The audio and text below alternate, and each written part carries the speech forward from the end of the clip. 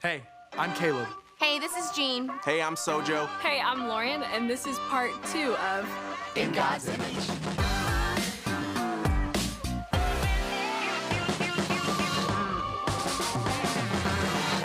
Last week, we started the conversation about our differences and how we're all made in God's image. It's pretty amazing that we all reflect different parts of the God who created us.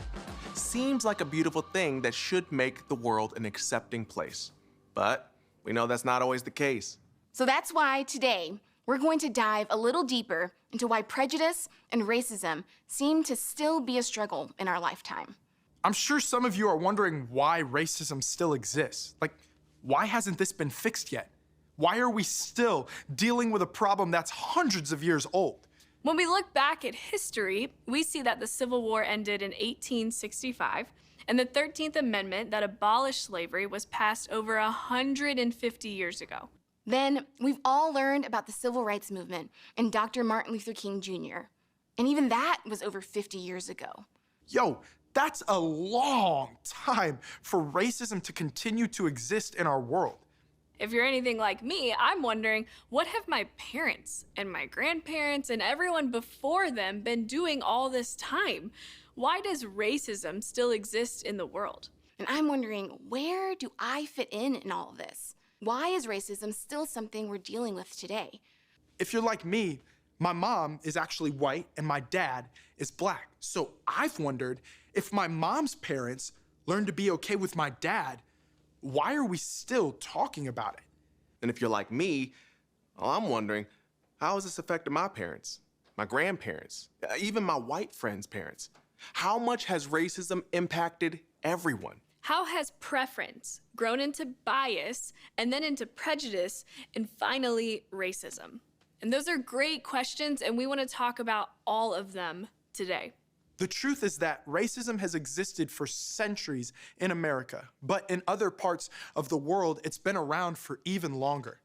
Let's go back thousands of years and see how racism and prejudice played out in Jesus' time. Y'all know what prejudice is, right? It's forming an opinion about someone simply based on that person's membership to a particular group. Prejudice against someone is always a negative thing. It is the idea that this group of people is less than or bad because of the group that they're in. You can have prejudices against people for all kinds of things. Someone's accent, What sports team they like? Where they're from. But today, we want to focus on prejudice towards someone's race or nationality.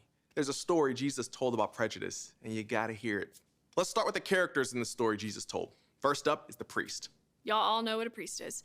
It's a person who spends all their time working for a church and helping other people in their relationship with God. You could almost say that they are a professional religious person. Like if God had a football team, he would have given all the priests a signing bonus because they were the people God counted on most to help others experience him.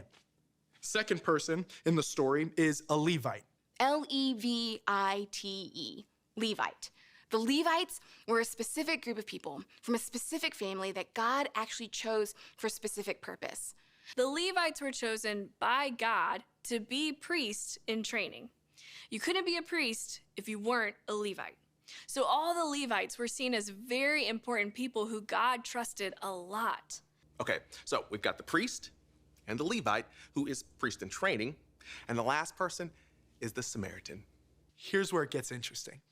The Samaritan is a person from Samaria. So it's like saying this person is American or Canadian, except being born or being from Samaria wasn't a good thing. Samaria was seen as a dirty place filled with second-class citizens. In fact, suggesting someone was a Samaritan was almost as bad as saying a cuss word to God's people.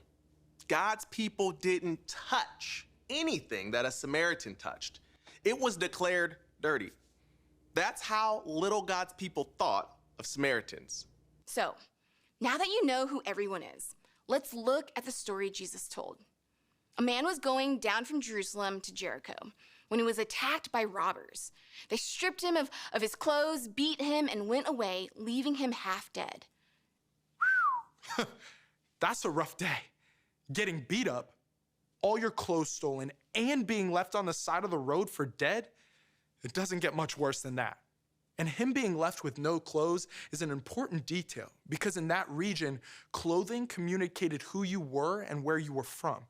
It means someone walking by this man couldn't tell from his clothes if he was a Samaritan or not. Let's see what happens next. A priest happened to be going down the same road, and when he saw the man, he passed by on the other side. Now remember, the priest is supposed to be a professional man of God. And he sees a man dying on the side of the road. And instead of rushing over to help him, he moves to the opposite side of the road and basically ignores him. The interesting thing is that most people who heard Jesus telling this story didn't think that was out of the ordinary. How crazy is that? But priests were supposed to stay clean, not touch dirty people, and especially not blood, because that was a reflection of how clean, Pure, Holy, How righteous they were on the inside. That's how they thought they stayed close to God, by staying clean. So it would have been normal for the priest to not help a dying man because that was considered dirty. And that's just how it was back in Jesus' time. And here's the next part of the story. So to a Levite, when he came to the place and saw him pass by on the other side, the Levite, the priest in training, did just like the priest did.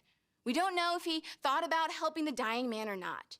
But because the priest didn't help the man, the Levite didn't feel like he had to either. And so he didn't. 2 people could have and should have helped this man, but they didn't. Now this is where the story gets really interesting. But a Samaritan. Now, y'all remember, the Samaritan was the dirty, no good, almost says a cuss word person, right? Okay, just checking. But a Samaritan, as he traveled, came where the man was, and when he saw him, he took pity on him. He went to him and bandaged his wounds. What? Whoa. time out. The Samaritan didn't imitate the priest and Levite. He didn't follow the example of the 2 important people who were supposedly the closest to God. The Samaritan knew that God says to love other people as you love yourself. So he ran over to help the dying man. He broke the mold. He didn't just fall in line. He was the least likely of the 3 to help this man, and yet the Samaritan steps in and stops the injustice.